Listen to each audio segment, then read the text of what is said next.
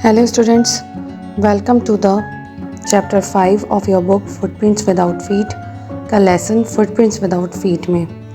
ये स्टोरी बाकी स्टोरी से बिल्कुल अलग है। ये एक साइंटिफिक थ्रिलर है जो एक सन की साइंटिस्ट के बारे में है जिसका नाम ग्रिफिन है। Story is written by H.G. Wells। So let's start. क्या कभी कोई व्यक्ति अदृश्य हो सकता है?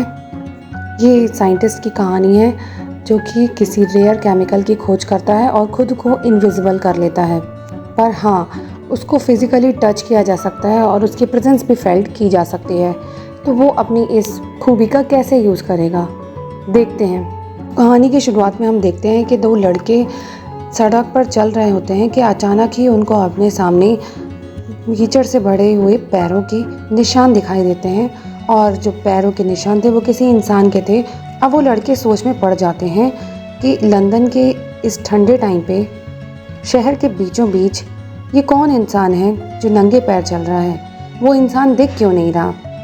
जब वो गौर से देखते हैं और उस निशानों का पीछा करते हैं तभी वो देखते हैं कि कुछ नए निशान आगे बनते जा रहे हैं और वो उसका फॉलो करना शुरू कर देते हैं। एक के बाद दूसरा पदचिन्ह, फिर दूसरा करते करते वो सड़क की तरफ निकल जाते हैं। लड़के बहुत ही आश्चर्य से उस कीचड़ से बनने वाले पदचिन्हों का पीछा करते हैं, पर जैसे जैसे वो आगे बढ़ते हैं वो धुंधले पड़ते जाते हैं और अंत में वो डिसअपियर हो जाते हैं।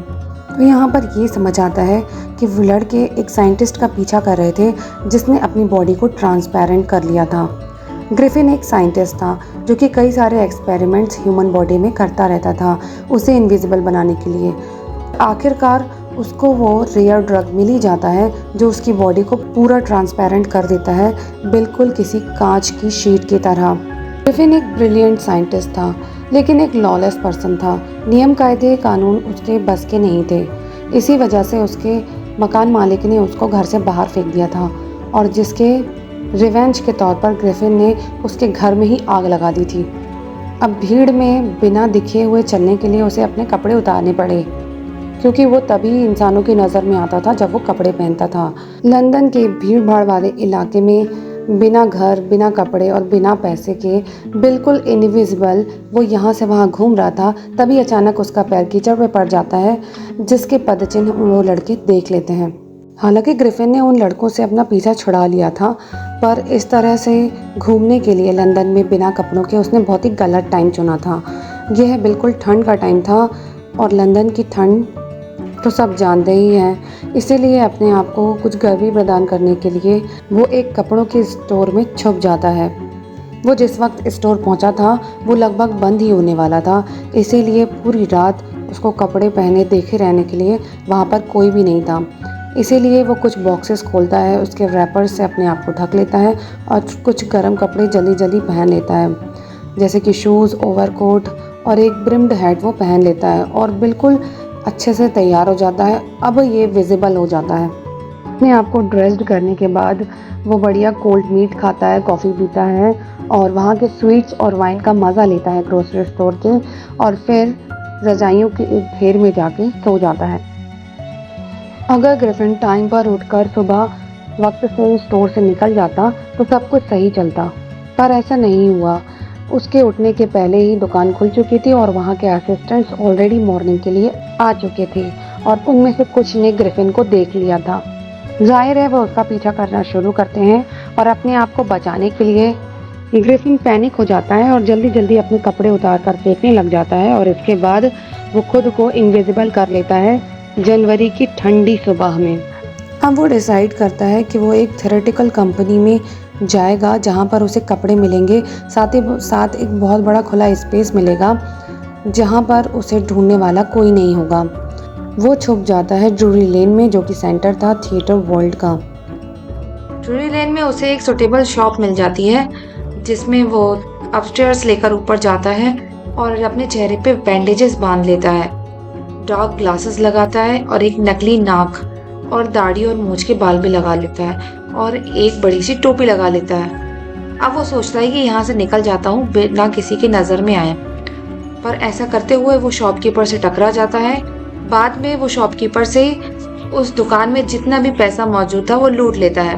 अब वो चाहता था कि लंदन के इस भीड़ भाड़ इलाके से वो दूर हो जाए, इसलिए वो एक ट्रेन पकड़ता है आइपिंग विलेज के लिए और उस विलेज में एक लोकल इन में वो 2 कमरे बुक कर लेता है। ठंड के इस टाइम पे किसी स्ट्रेंजर को देखकर वहाँ पे बहुत सारी बातें होना शुरू हो जाती हैं, लेकिन मिसेस हॉल को मालूम था कि उन्हें इन सब बातों से कोई फर्क नहीं पड़ता, उन्हें तो सिर्फ पैसे से मतलब है जो वो दे ही रहा था।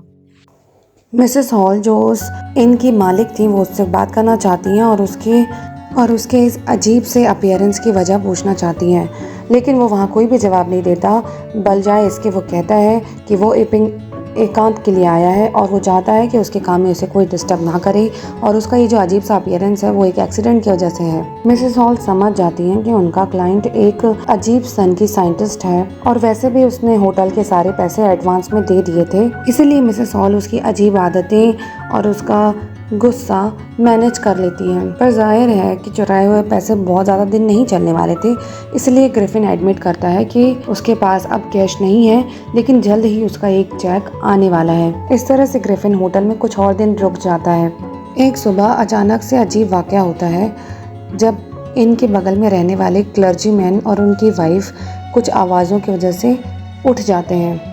जब वो मेन हॉल में आते हैं तो वो सुनते हैं कि कुछ पैसों की खनक उन्हें सुनाई दे रही है क्लर्जीमैन की डेस्क से। बिना आवाज़ किए पोकर की स्टिक उठाकर क्लर्जीमैन जब बाहर आते हैं और चिल्लाते हैं सरेंडर, तो वो चकित रह जाते हैं कि रूम पर तो कोई भी नहीं है, रूम बिल्कुल खाली है। वो और उनकी वाइफ कमरे की हर जगह तलाश करती हैं, under the desk, behind the curtains और चिमनी में भी यहाँ तक कि, पर वहाँ तो किसी के आने जाने के निशान ही नहीं थे। लेकिन हाँ, डेस्क अभी भी खुली हुई थी और उनका घर चलाने के लिए जो पैसे रखे थे वो मिसिंग थे।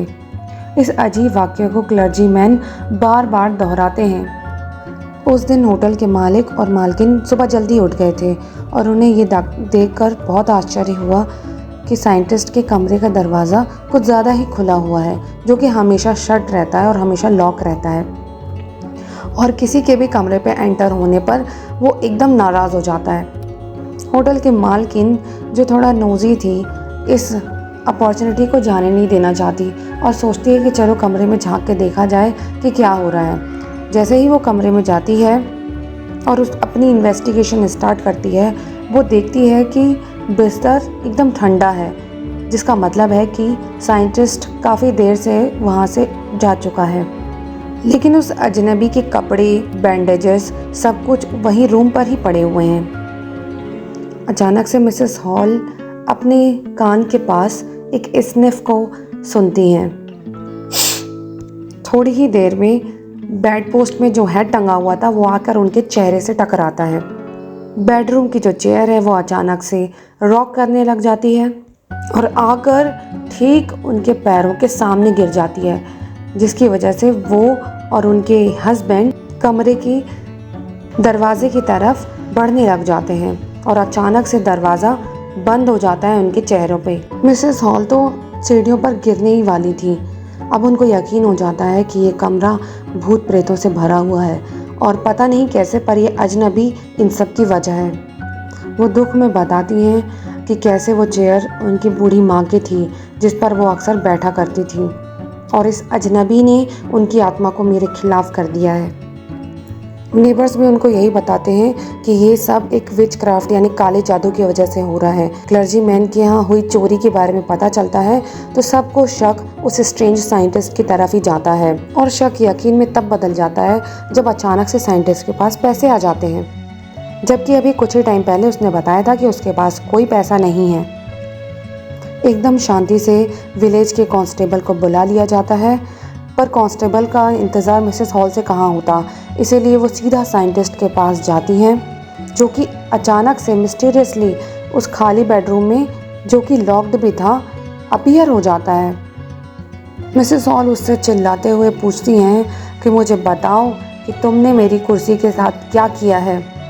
मुझे पता है कि रूम खाली था, अचानक से तुम इस लॉक्ड रूम में कैसे आ गए। साइंटिस्ट, जिसको अक्सर जल्दी गुस्सा आ जाता था, बहुत ही गुस्सा हो जाता है, भड़क जाता है और बोलता है कि क्या तुम अभी तक नहीं समझ पाई कि मैं कौन हूँ और क्या हूँ? बहुत अच्छे, तो चलो मैं तुम्हें दिखा देता हूँ। अचानक ही वो अपने बैंडेजेस, नकली मूछें, चश्मा और फॉल्स नोज जो उसने लगाई थी निकाल कर फेंकने लग जाता है, और ऐसा करने में उसे 1 मिनट भी नहीं लगते। और जितने लोग वहाँ इकट्ठा थे वो सारे के सारे उस बिना सर के आदमी को देखकर आश्चर्य में पड़ जाते हैं। तब तक मिस्टर जेफर्स जो कि कांस्टेबल थे वहाँ पर पहुँच चुके होते हैं, और उनका आश्चर्य तब बढ़ जाता है जब उन्हें उस आदमी को गिरफ्तार करने के लिए कहा जाता है जिसका सर ही नहीं है। पर मिस्टर जाफ़र भी अपनी ड्यूटी करने से कहाँ पीछे रहते। अगर मजिस्ट्रेट का वारंट है कि किसी आदमी को गिरफ्तार करना है तो उसे गिरफ्तार करना ही पड़ेगा, चाहे उसका सर हो या ना हो। अब बड़ा ही अजीब दृश्य उत्पन्न हो जाता है कि पुलिस जितना ही उस आदमी को पकड़ने की कोशिश कर रही थी वो उतना ही ज़्यादा इनविजिबल होता जा रहा था, और एक के बाद एक वो अपने कपड़े उतार उतार कर फेंकता जा रहा था। कभी उसकी शर्ट हवा में दिखती थी और कभी उसकी हैट। कांस्टेबल उस आदमी को पकड़ने की कोशिश कर रहा था जिसको वो मुश्किल से ही देख पा रहा था। यहाँ पर कुछ लोग आ जाते हैं उसकी हेल्प के लिए, पर उनको भी कुछ मुक्कों के सिवाय और कुछ भी नहीं मिलता है। पर जब जाफ़र उस इंसान का पीछा नहीं छोड़ता तो उनको एक मुक्का पड़ता है जिसकी वजह से वो बेहोश हो जाते हैं। भीड़ से आवाज़ें आने लग जाती हैं, उसको पकड़ो उसको पकड़ो, पर कहना आसान है करना मुश्किल। ग्रिफिन तो अपने आप को छुड़ाकर भाग देता है और किसी को कुछ पता नहीं चलता कि वो कहाँ गया है, और इस तरह से वो अजीब साइंटिस्ट फिर से भागने में कामयाब हो जाता है। So this is the end of the explanation part. I hope you have liked the video. The clip I have used in this videos are from the movie Invisible Man from 1933.